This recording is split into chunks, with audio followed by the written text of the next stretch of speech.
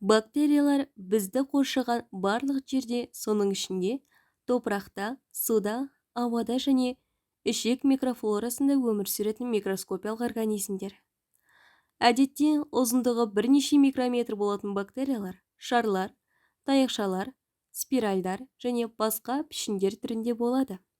1 грамм типтік беткі топырақта шамамен 50 миллион бактериялық организмдер кездеседі.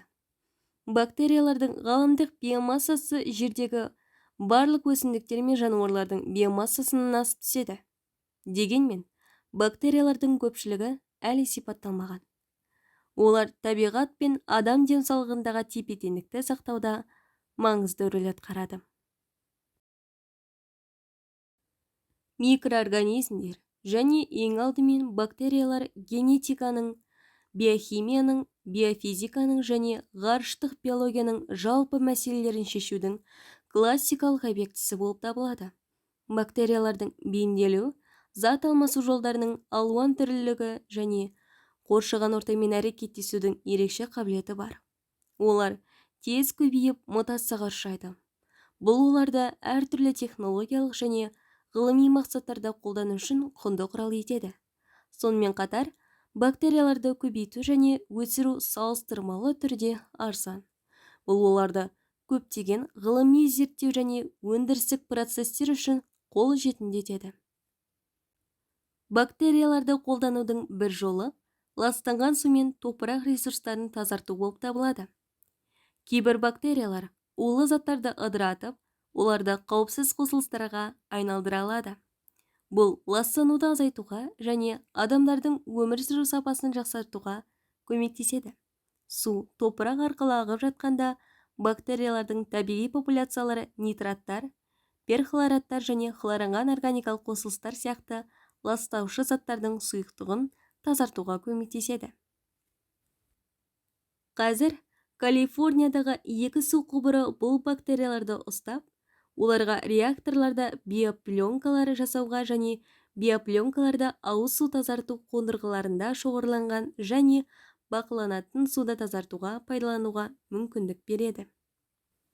Мұнай төгілгеннен кейін бактерияларды мұнай құрамындағы көмірсутектерді ыдырату үшін пайдалануға болады. Бұл тазалау процесіне көмектеседі. Мысалы, 2010 жылы Мексика шығанағындағы Deepwater Horizon мұнай төгілуі кезінде төгілген мұнайда табиғи түрде ыдырататын бактериялардың белгілі бір түрлері табылды. Бұл қоршаған ортаға тигізетін әсерді азайтуға көмектеседі.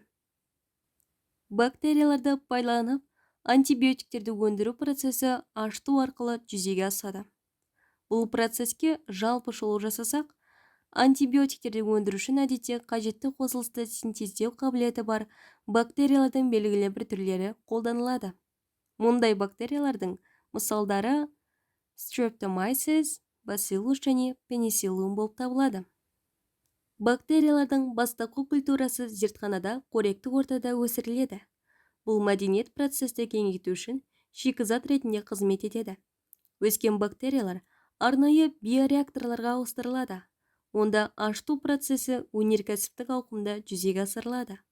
Биореакторлардың ішінде бактериялар көбейіп, антибиотиктер шығарады. Алынған антибиотик медициналық стандарттарға сәйкес келетініне көз жеткізу үшін бірқатар сапа, тазалық және потенциал сынақтарынан өтеді. Антибиотик таблеткалар, капсулалар немесе инъекциялық ерітінділер сияқты сәйкес пішіндерде қалыптасады және одан әрі пайдалану үшін арнайы контейнерлерге салынады. Пластмассамен қоректенетін бактериялар бар. Ферменттердің көмегімен олар пластикті 2 компонентке бөлуге қабілетті. Кейіннен бұл құрамдастарды пэтті қайта өндіруде пайдалануға болады.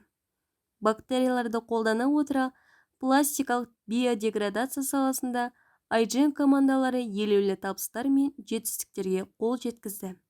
Мысалы, 2022 жылы Шымбил НС командасының жұмысы бактериялардың осы проблемалы пластиктың деградациясына ықпал ете алатынын көрсетіп, қола медальға ие болды. 18 ғасырдың аяғында британдық дәрігер Мэтью Добсон қант диабетімен ауыратын адамдардың зәрінде қантқа ұқсас тұнбаның түсетінін байқады. Бірнеше ондаған жылдардан кейін бұл глюкоза екені белгілі болды. Қан диабеті мен ұйқы безінің байланысты екендігі 1889 жылы Джозеф фон Мехринг пен Оскар Минковский иттен бұл органды алып тастаған кезде анықталды. Содан кейін жануар қан диабетімен ауырады. 1921 жылы канадалық дәрігер Фредерик Бантинг иттің ұйқы безі сығындысын инсулин гормонын ала алды. 6 айда инсулинді алғаш рет 14 жасар пациент Леонард Томпсонға енгізді. Жүдеп кеткен балаларды өмірге қайтарған таңқаларлық емдету туралы хабар бүкіл әлемге тарады. 2 жылдың ішінде инсулин нарыққа шықты, ал Бантинг Нобель сыйлығын алды. Инсулин препараттары алғашында сиырлар мен шошқалардың ұйқы безінен өндірілді. Алайда олар жиі аллергиялық реакцияларды тудырды. 1979 жылы гендік инженерия арқылы адам инсулинін синтездеу алғаш рет жүргізілді. 3 жылдың ішінде американдық GeneTech компаниясы генетикалық түрлендірілген бактериялар E. coli көмегімен адам инсулинін өнеркәсіптік өндіруді бастады. Осылайша, инсулинді өндіру үшін бактерияларды пайдалану жоғары тазалық пен потенциалды инсулиннің үлкен көлемін алуға мүмкіндік береді. Бұл процесс инсулин өндірісінде маңызды рөл және қан диабетімен ауыратын адамдар үшін оның қол жетімділігін айтарлықтай жақсартты. Жердегі барлық бактериялар жойылып кетсе не болады?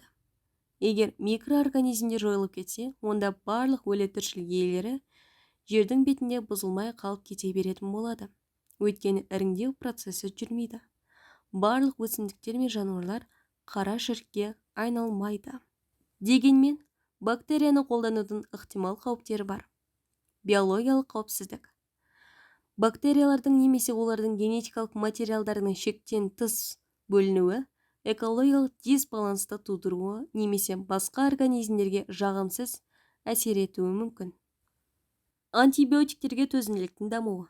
Антибиотиктерге төзімділік адамдарда немесе жануарларда емес, бактерияларда дамиды. Бұл бактериялар адамдар мен жануарларды жұқтырады және олар тудыратын инфекцияларды емдеу антибиотиктерге төзімділігі жоқ бактериялардан болатын инфекцияларды емдеуге қарағанда қиынырақ. Антибиотиктерге төзімділік медициналық шығындардың жоғарылауына, ауруханада ем алу мерзімінің ұзақтауына және өлімнің жоғарылауына келеді.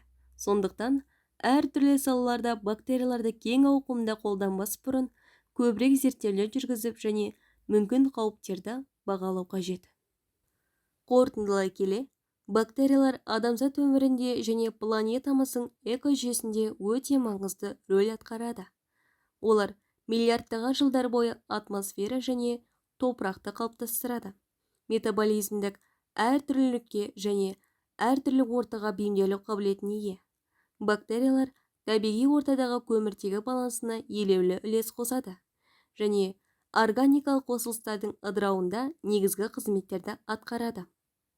Сондай-ақ, олар азық-түлік қоспаларынан бастап дәрі-дәрмекке дейін әртүрлі өнімдерді шығару үшін қолданылатын өнеркәсіпте баға жетпес рөл атқарады. Бактериялар зиянды микроорганизмдермен және қоршаған ортаны ластаушы заттармен күресу қабілетіне ие. Бұл оларды қоршаған ортаны тазарту мен қорғауды құндетеді. Жалпы, біздің бактериялар туралы түсінігіміз және пайдалану ауқымыз кеңейіп келеді және олар белсенді зерттеулер объектісі болып қала береді.